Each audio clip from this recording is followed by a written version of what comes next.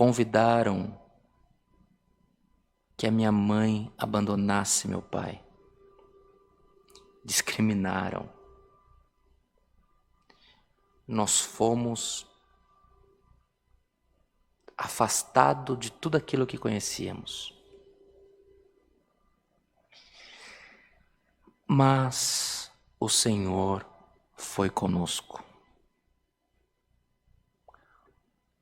Se tudo aquilo que aconteceu,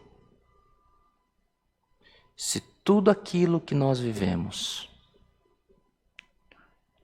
ocorreu somente para que hoje este culto tivesse sendo apresentado à Irmandade, sendo realizado aos irmãos, e essa palavra chegasse e tocasse no teu coração, na tua necessidade, valeu a pena.